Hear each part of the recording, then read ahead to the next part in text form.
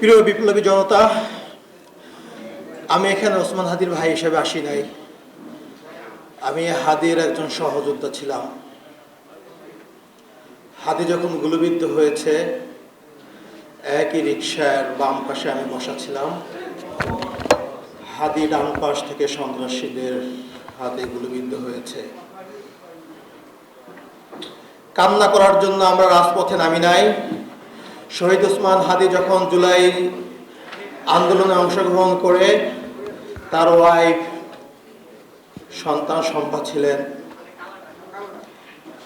দিনের পর দিন রাতের পর রাত যখন বাসায় ফিরতে পারেন নাই, আমাদের পরিবারের পক্ষ থেকে তাকে বারবার বলা হতো পরিবারের কথা চিন্তা করতে হবে, নিজের নিরাপত্তার কথা চিন্তা করতে হবে।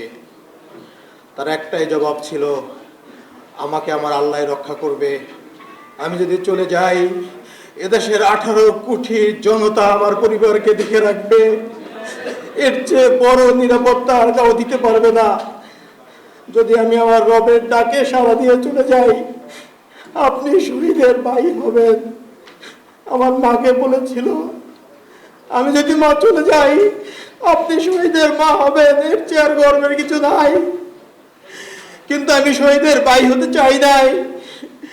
আমি চেয়েছিলাম রাজপথে বিপ্লবী ওসমানের পাশে থেকে এই বাংলাদেশকে আধিপত্যবাদ মুক্ত করতে। আমি চেয়েছিলাম ইনসাফের বাংলাদেশ যতদিন পর্যন্ত গঠন না হবে, আমরা রাজপথ ছাড়ব না। কিন্তু আজকে ওসমান চলে গেছেন। আল্লাহ ওকে তার সর্বোচ্চ পুরস্কার দিয়ে নিয়ে গেছেন। শুক্রবারের জুমার নামাজের পরে সে গুলিবিদ্ধ হয়ে পরবর্তী শুক্রবার রাতে সে ইন্তেকাল করেছেন সিঙ্গাপুরে। আমাদের পরিবার, ইনকিলাব মঞ্চের ভাই ব্রাদাররা আমরা ঘটনার আকস্মিকতায় ধুমড়ে মুচড়ে গেছি। আমরা এখনো স্বাভাবিক জীবনে ফিরতে পারি নাই। জানি না আমরা স্বাভাবিক জীবনে ফিরতে পারবো কিনা। আমাদের শহীদ পরিবার, ইনকিলাব মঞ্চ, ওসমান গনির লাখো লাখো ভালোবাসার জনগণ, বিপ্লবী ছাত্র জনতা, সবার কাছে আমার একটাই দাবি, ওসমান যে বিপ্লবী আন্দোলন করেছিলেন, সে যে আন্দোলনের জন্য শহীদ হয়েছেন, পরবর্তীতে তার অসমাপ্ত বিপ্লবকে আপনারাই সমাপ্ত করবেন ইনশাআল্লাহ। আমরা ওসমান হাদির পক্ষ থেকে কোনো পারিবারিক আর্থিক সহযোগিতা চাই না, কোনো অনুদান চাই না। শুধু একটাই চাই, ওসমান হাদির অসমাপ্ত বিপ্লবকে আপনারা সমাপ্ত করবেন।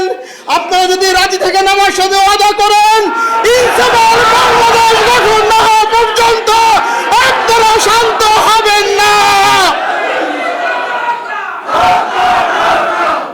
ওসমান হাদি শাহবাগে দাঁড়িয়ে বলতেন, এই শাহবাগ হাজার বছরের মুসলমানদের কাছ থেকে এই বঙ্গভূমি স্বাধীনতা কেড়ে নিয়েছে। এই শাহবাগে ফ্যাসিবাদের জন্ম হয়েছে। আমি এই শাহবাগ থেকেই ফ্যাসিবাদকে রুখে দেব।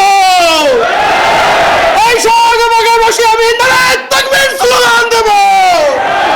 যদি আপনারা হাদিকে ভালোবাসেন, হাদির হত্যার বিচার চান, ওই শাহবাগকে ফ্যাসিবাদ মুক্ত, ভারতীয় আধিপত্যবাদ মুক্ত কায়েম করতে হলে আপনাদেরকে আন্দোলন অব্যাহত রাখতে হবে। আমি আমার বক্তৃতা শেষ করছি। আপনারা হাদির 8 মাসের সন্তানের জন্য দোয়া করবেন, ওর ওয়াইফের জন্য দোয়া করবেন। হাদির ছোট বোন, আমার বাবা মৃত্যুর পরে আমরা 2 ভাই অসহায় ছিলাম। আমার ছোট বোন আমাদেরকে বড় করেছে, তার বেতনের টাকা দিয়ে আমাদেরকে পড়াশোনা করেছেন। ও খুব বেশি অসহায় হয়ে পড়েছে, মানসিকভাবে অসুস্থ হয়ে গেছে। খাস করে ওর জন্য আপনারা দোয়া করবেন। আল্লাহ আপনাদেরকে ওসমানের স্বপ্নকে বাস্তবায়ন করার তৌফিক দান করুক। আমিন।